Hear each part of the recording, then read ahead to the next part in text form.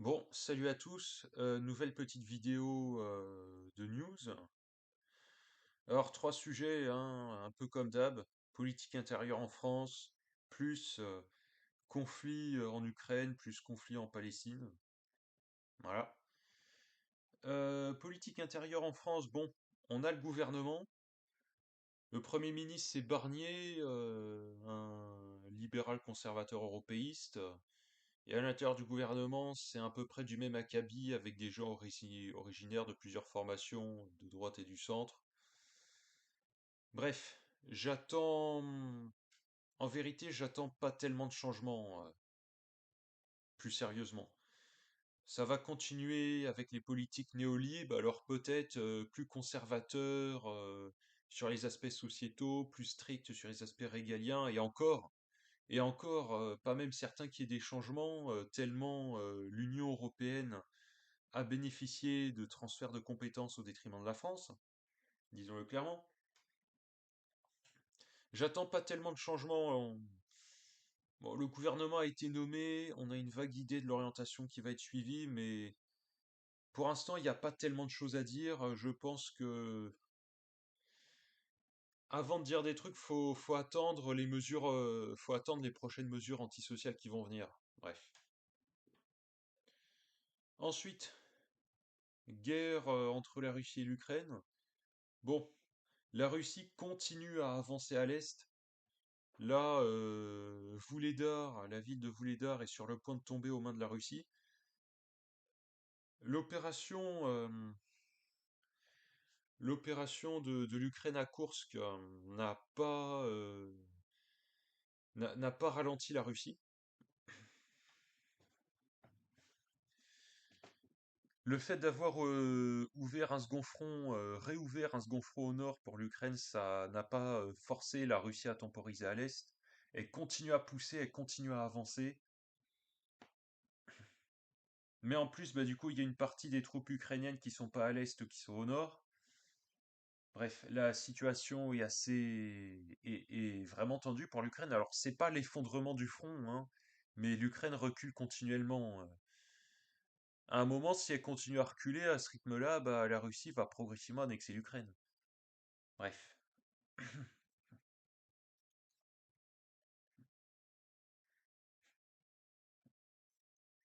Euh, Ouais, donc la Russie elle continue à avancer. Et la Russie, alors, elle a fait une contre-offensive à Koursk aussi. Elle a récupéré une partie du territoire que dont l'Ukraine avait pris le contrôle.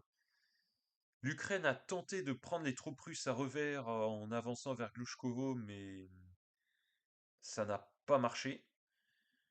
Du coup, l'Ukraine n'a pas réussi à encercler les troupes russes. Bref, pour l'Ukraine, c'est très compliqué parce que l'Ukraine, il faut qu'elle essaie de créer du mouvement, qu'elle essaie de créer la surprise, parce qu'en face, la Russie a une puissance de feu supérieure, a beaucoup plus de ressources, ce qui fait que si on est dans un scénario guerre d'usure, guerre d'attrition, guerre de position, bah sur le long terme, ça favorise la Russie. Or, c'est ce qui est en train de se produire. L'Ukraine, elle a essayé de créer un peu de mouvement à Kursk, mais ça ne lui a pas permis de récupérer l'initiative. L'Ukraine reste en difficulté.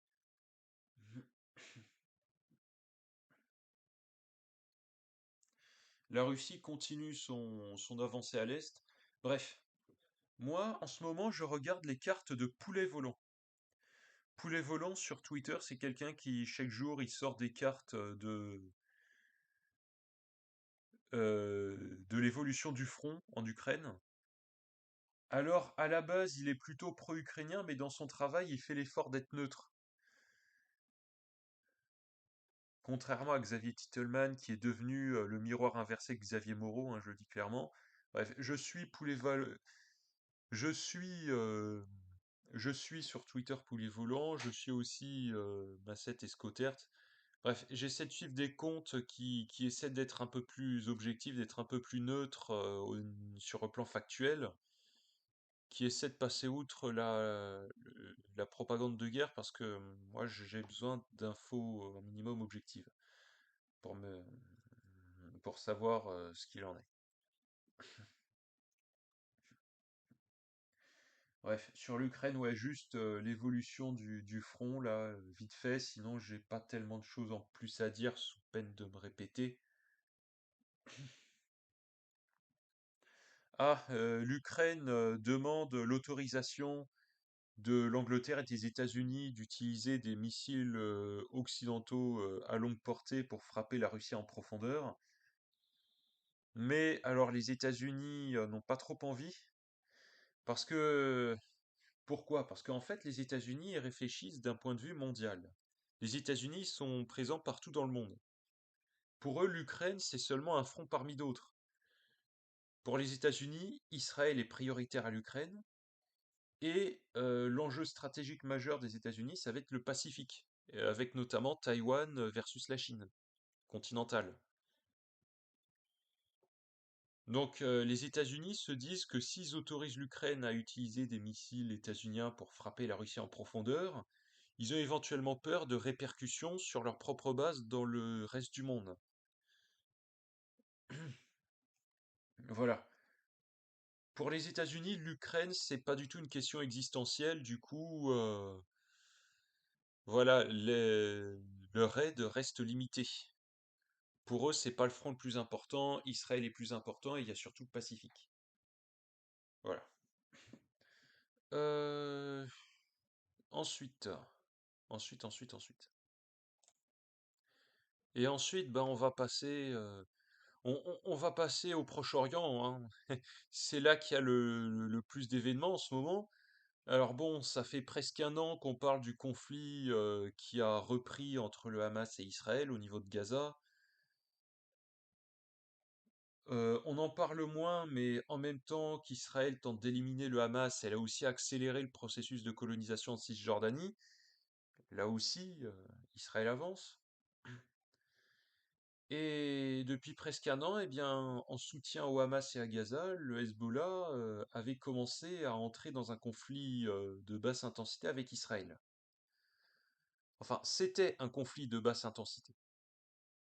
Parce que progressivement, ça a un peu monté en puissance au fur et à mesure des semaines. Et là, depuis quelques jours, la situation est en train de dangereusement s'accélérer.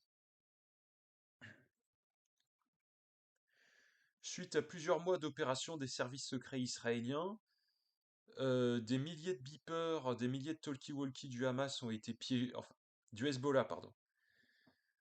Suite à des mois d'opérations secrètes du Mossad, des milliers de talkie-walkie du Hezbollah ont été piégés. Leurs batteries ont explosé et ont fait un certain nombre de morts et beaucoup de blessés. Bref, le Hezbollah a été surpris et touché par cette opération. Juste ensuite, Israël s'est mis à lancer de grandes campagnes de bombardement de l'arsenal du Hamas, de ses positions, de son armement, notamment anti-aérien. Bref, ce que ça veut dire, c'est que visiblement Israël est en train de préparer une véritable guerre contre le Hezbollah. Et d'ailleurs, là récemment, ils disent que l'envoi de troupes au sol est fort possible.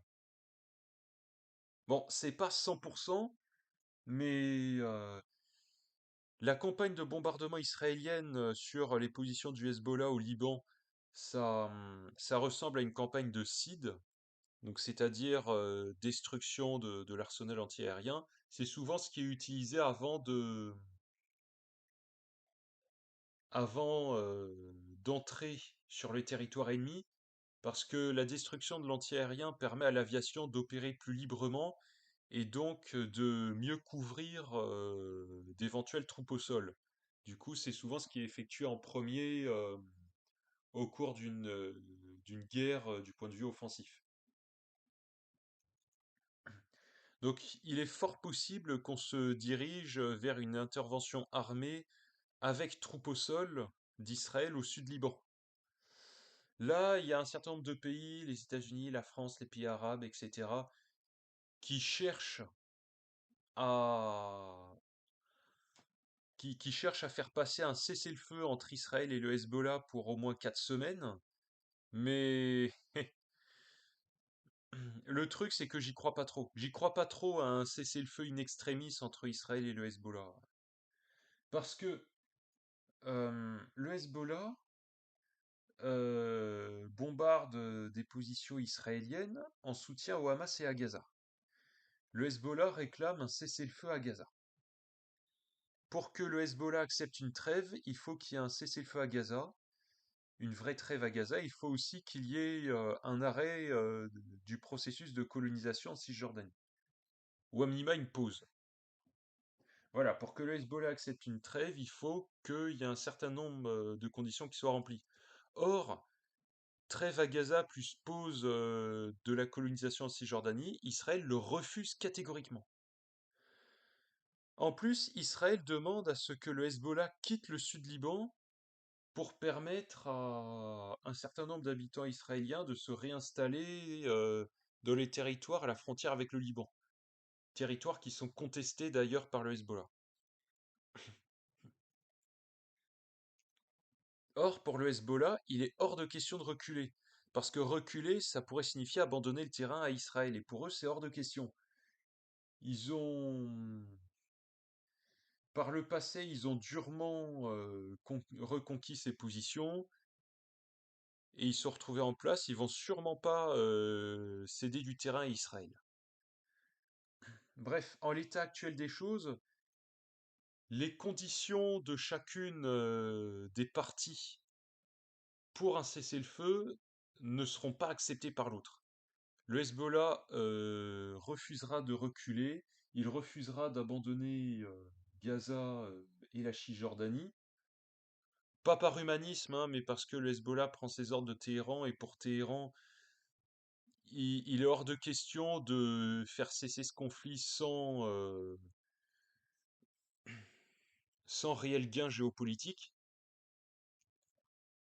d'une part, et d'autre part, Israël refuse de mettre fin à son projet colonial, Israël refuse de faire une trêve avec Gaza tant que le Hamas n'a pas été éradiqué.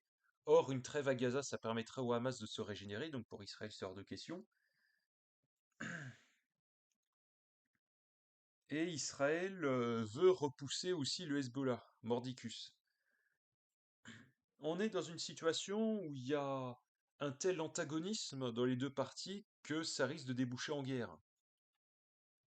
Alors, moi j'avais dit, s'il y avait une escalade, j'avais peur que le Liban cesse d'exister en tant que pays. Parce que si Israël tente d'envahir le Liban, pour le Liban, ça va être la catastrophe. Euh, Ce pays a déjà beaucoup de difficultés économiques. Si en plus il doit se payer une guerre, il risque d'imploser. Parce que ce qu'il faut savoir, c'est que le Liban, c'est déjà très divisé, hein. Le Hezbollah, il y a une bonne partie de la population chiite qui soutient, mais les autres, c'est beaucoup moins le cas. En cas d'intervention armée d'Israël au Liban, le Hezbollah pourrait essayer de miser sur un phénomène d'union nationale qui pourrait avoir quelques effets, mais qui va rester limité. Il y a toute une partie de la population qui refusera toujours de soutenir le Hezbollah parce que c'est des islamistes, parce qu'ils sont aux ordres de Téhéran. Bref, c'est pour ça qu'il y a un risque d'implosion du Liban. Après, là, on va essayer de réfléchir du point de vue stratégique global.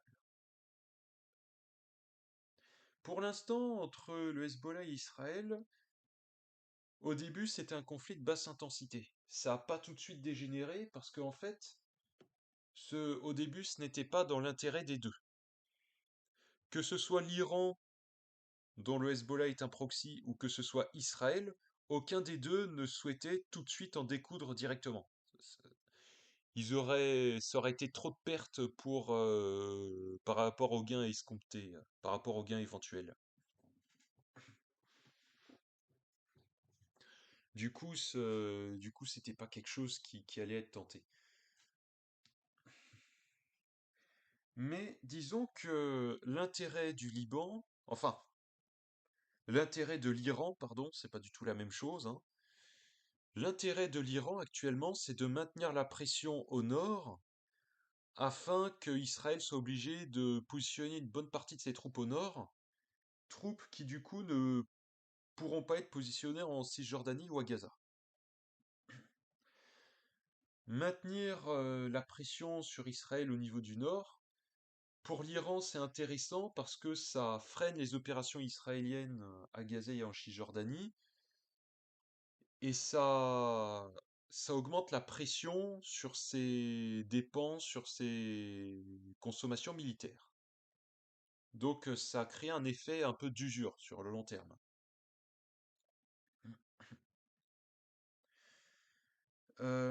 L'Iran a intérêt à ce que les conflits dans lesquels Israël est impliqué, l'Iran a intérêt que ces conflits durent pour que Israël continue à faire des victimes, pour que Israël continue à faire des erreurs, parce que plus le temps passe, plus Israël peut se retrouver isolé des voisins, isolé sur le plan international, et avec une économie et une influence qui du coup en ressortirait affaiblie. Alors, isolement international, tout est relatif parce que Israël va être soutenu par les pays du camp euro-atlantiste et surtout par les États-Unis, mais Israël sera moins soutenu par les autres. Et d'ailleurs, il faut savoir qu'avant le 7 octobre, Israël était en train de normaliser ses relations avec ses voisins. Bah, avec le 7 octobre, c'est un peu tombé à l'eau. Et s'il y a une guerre avec le Liban, ça va encore plus tomber à l'eau.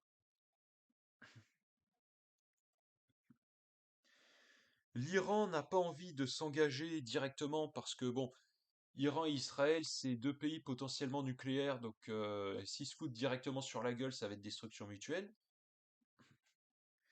L'Iran ne souhaite pas non plus tout de suite engager à fond ses proxys parce que sur le plan international, ça pourrait le lui être reproché. Du coup, l'Iran ne cherche pas à s'engager tout de suite.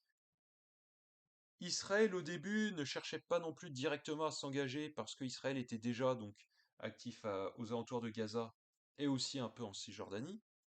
Donc ça aurait été une pression supplémentaire. Sauf que, disons que pour l'Iran, alors l'Iran ne souhaite pas s'engager directement ou engager directement ses proxys. La logique de l'Iran, c'est plutôt de maintenir un certain conflit sur le long terme afin d'user Israël, d'user son économie, de l'affaiblir et surtout d'exacerber les tensions internes. Parce que Israël s'est divisé intérieurement, il y a un certain nombre de tensions, le gouvernement Netanyahou, il fait pas du tout l'unanimité, et si les conflits durent, si la situation économique du coup se détériore, ça va aiguiser les tensions, ça pourrait générer des explosions sociales qui affaibliraient fortement Israël. Ce qui pourrait permettre à l'Iran de davantage pénétrer la zone. Alors pas nécessairement pénétration directe militaire, mais déjà en termes d'action, d'infiltration de proxy, pas nécessairement engagement militaire direct, mais éventuellement de l'infiltration à tous les niveaux pour essayer de miner un peu plus Israël de l'intérieur. Parce que voilà, l'Iran va pas s'engager directement si Israël tient encore debout. Si Israël est au bord de l'implosion, l'Iran pourrait davantage s'engager parce qu'il y aurait beaucoup moins de pertes potentielles. Parce que si Israël est complètement sens dessus-dessous, la réaction israélienne sera beaucoup moins forte, beaucoup moins efficace, beaucoup moins dangereuse pour l'Iran. Bref. Euh, Après, si on s'engage vers une guerre entre Israël et les proxys de l'Iran, mais que c'est Israël qui lance cette guerre, ça pourrait être plus intéressant pour l'Iran que s'il lançait lui-même. Parce que voilà, si l'Iran lance lui-même, donc j'ai dit que ça pourrait lui être reproché, ça pourrait avoir des... Si l'Iran lançait lui-même ou lançait lui-même ses proxys, ça pourrait aussi avoir des répercussions sur son unité intérieure et sur l'unité des proxys, parce que l'idée de eux-mêmes lancer une guerre contre Israël, ça fait pas l'unanimité. Si le Hezbollah était intervenu directement, il y en a beaucoup au Liban qui le lui auraient reproché. Du coup, bah, il n'avait pas tellement intérêt à le faire. Après, en revanche, si c'est Israël qui lance la guerre, si c'est pas le Hezbollah qui décide de lancer les opérations terrestres, mais supposons que ce soit Israël qui le fasse. Et actuellement, il semble qu'on se dirige vers ça. Si c'est Israël qui décide de lancer la guerre complète, là, le Hezbollah, bah, du coup, il pourra pas tellement se voir reprocher par la population d'avoir lui-même lancé la guerre. Enfin, il y en a qui vont considérer que les actions du Hezbollah vont le rendre co-responsable. Ça peut être vrai dans une certaine mesure, mais disons que si c'est Israël qui envoie des troupes au sol en premier et pas le Hezbollah, bah, Israël va quand même être considéré comme plus responsable. Et du coup, le Hezbollah pourra essayer de davantage créer un phénomène d'union nationale derrière lui. Alors, union nationale toute relative, parce que voilà, il y a toute une partie de la population libanaise qui ne peut pas le blairer, mais si c'est Israël qui attaque en premier, pas le Hezbollah, ce dernier pourrait essayer de jouer le couplet de la patrie en danger et créer un phénomène d'union nationale derrière lui, qui va pas marcher à fond, hein, parce qu'il reste très clivant et détesté pour de bonnes raisons, hein, c'est des islamistes, mais il pourrait sortir un petit peu renforcé à ce niveau. Inversement, si c'est Israël qui lance les grandes offensives avec troupes au sol et tout, il y a toute une partie de la population israélienne qui va refuser, parce que, alors, autant il y a une majorité de la population israélienne qui adhère au sionisme, au narratif colonial, etc., autant il y a une majorité de la population en Israël qui souhaiterait que des trêves soient conclues en échange de la libération des otages. Et il y a une majorité de la population israélienne qui refuserait d'engager une guerre complète avec le Hezbollah.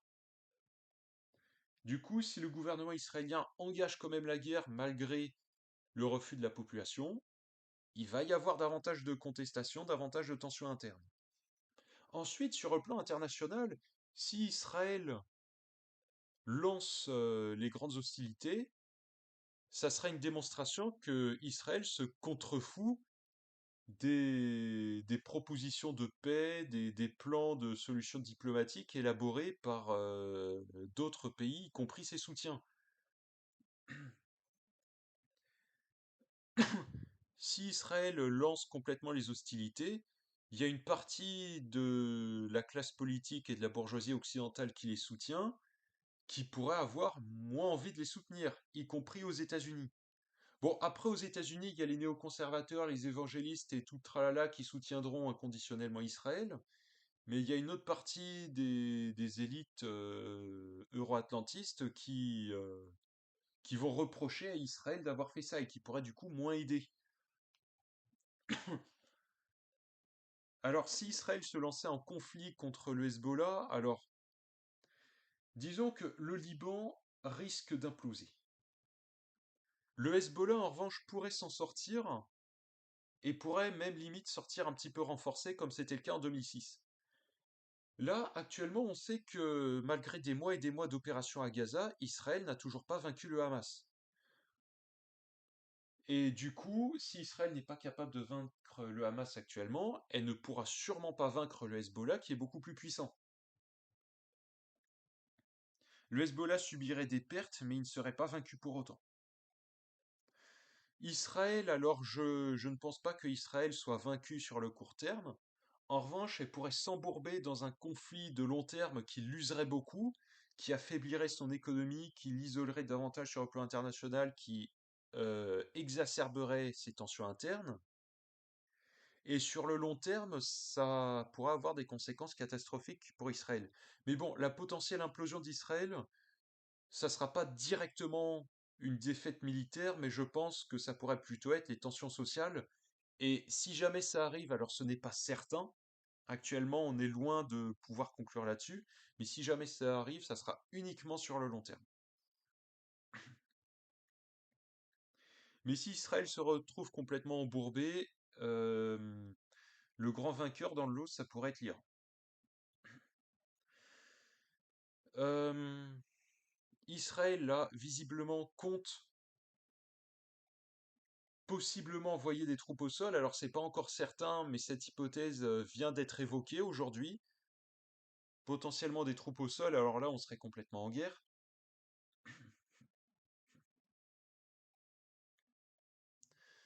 Euh,